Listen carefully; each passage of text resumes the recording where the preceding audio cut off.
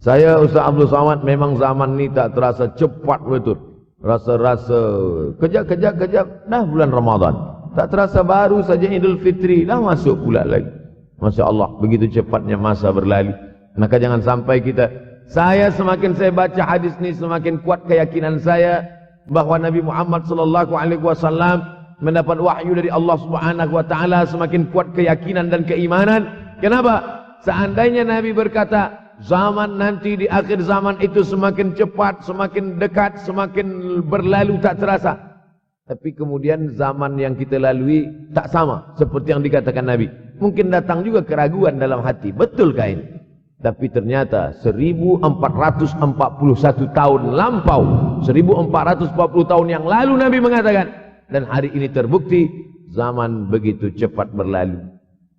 Masya Allah, tabarakallah. Hari inilah ditemukan internet, hari ini datang television, hari ini datang WhatsApp, hari ini datang yang melalaikan kita daripada Allah Subhanahu Wa Taala. Sehingga waktu datang sembang-sembang, cerita-cerita, tengok ini, update ini, tulis ini, tengok ini, pandang ini. Habis waktu berlalu. Padahal waktu inilah yang akan ditanya oleh Allah Subhanahu Wa Taala. 6 kali Allah bersumpah demi waktu. Terbit fajar. Wal fajri wa layalin ashr.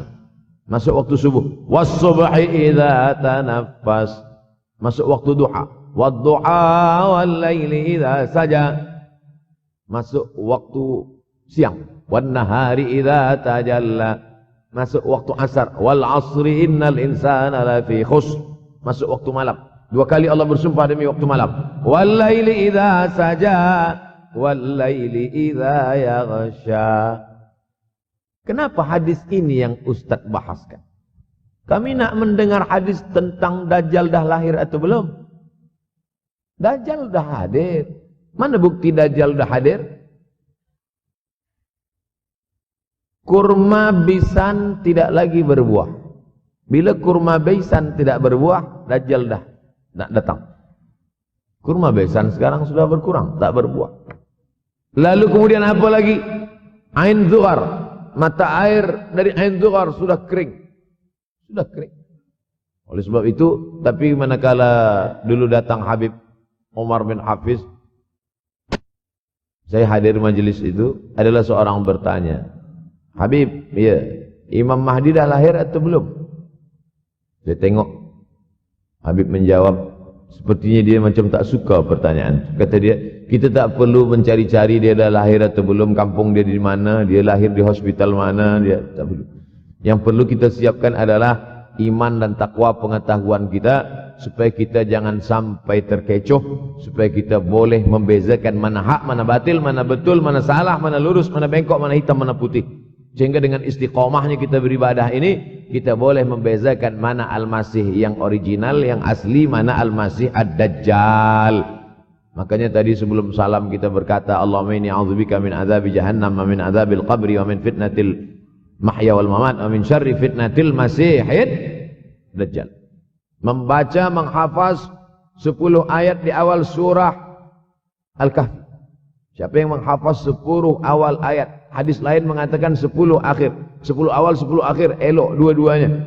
Tapi Masya Allah, tabarakallah, anak-anak kita yang pakai jubah, pakai sorban putih ini, daripada tahfiz Quran, mereka tidak hanya menghafaz 10 awal, 10 ujung, dari awal sampai ujung dia hafaz. 30 juzuk dia hafaz. Mudah-mudahan anak-anak kita penghafaz Al-Quran.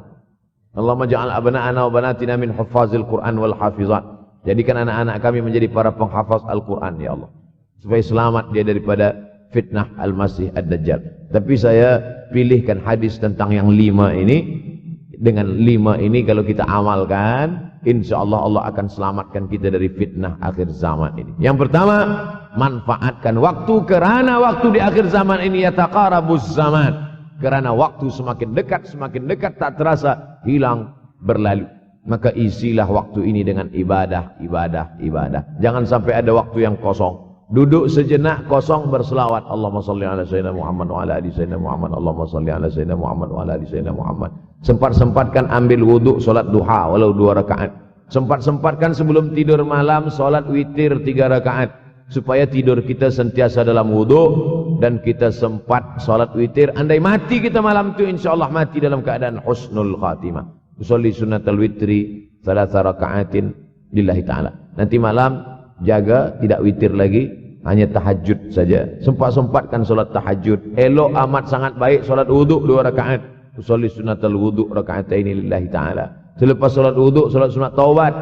Usolli sunnatat taubat raka'ataini lillahi ta'ala. Selepas solat sunat taubat, solat sunat hajat. Usolli sunnatal hajat. Selepas itu barulah solat sunat tahajud 8 rakaat. Nak tambah lagi 10, 12, 14 elok, tak salah, karena dia tiada batasan. Adakah sahabat Nabi yang melakukan ini? Ada. Qatadah bin Nu'man dari selepas Isya sampai azan subuh. Imam Ahmad bin Ambal dari selepas Isya sampai azan subuh. Bahkan mereka mengkhatamkan Al-Quran dalam tahajud mereka. Maka bahkan ada imam yang disebut dengan As-Sajjad, kerana banyak sujud kepada Allah Subhanahu wa ta'ala. Kerana akhir zaman ini godaan begitu besar. Dulu orang tengah malam tahajud, jam 2 malam, jam 3 malam dia bangun. Kerana dia membaca hadis sab'atun yudhilluhumullah. Ada 7 golongan yang mendapatkan naungan Allah. Yauma la dhilla illa dhilluh. Hari itu tak ada naungan kecuali naungan Allah. Rajulun, ada seseorang. Zakarallah, dia berzikir mengingat Allah. Khalian, di tengah malam, tak ada manusia. Fafadat ainahu, menetes air mata. Maka yang pertama ini, jangan sampai kita kehilangan waktu. Kerana waktu, al-waktu kasaif. Waktu ini seperti pedang. Illam taqta'hu qata'aka. Kalau tidak kau patahkan dia. Kalau kau dapat pedang, patahkan. Sebab kalau tidak kau patahkan, dia yang akan memotong engkau, mematahkan tulang-tulang engkau. Waktu ini kalau tidak kita manfaatkan, kita akan ditanya tentang waktu kemana saja waktu yang sudah kau pakai. Inna sam'a, pendengaran, wal basar, penglihatan, wal fuad, hati, kullu ulaika kana anhu mas'ula. Semua akan disoal, semua akan diminta tanggungjawab di hadapan Allah. Kemana waktu yang sudah aku bagi dulu engkau pakai? Yang pertama nanti ditanya, la tazulu qadama 'abdin yaumal qiyamah. Kaki anak Adam tidak akan bergeser, tidak akan beralih dari tempat tegaknya pada hari kiamat. Hatta yus'al, sampai dia disoal, sampai dia ditanya.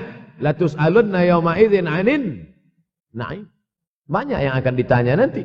Tapi Nabi bagi tahu, di antara yang akan ditanya dari sekian banyak nikmat itu, 4. Yang pertama, an umrihi fima afnah. Umur kemana engkau habiskan? Hari ini ada anak-anak muda belia umurnya 17 tahun. 17 tahun habis menghafaz Al-Quran. 17 tahun habis iktikaf dalam masjid. 17 tahun habis berzikir, berjubah, bersorban, mengabdikan ilmu, berkhidmat kepada ulama. 17 tahun habis. Tapi ada pula yang dibalik, 71 tahun habis. Rumah, office, kopi, rumah, office, kopi, rumah, office, kopi, batal.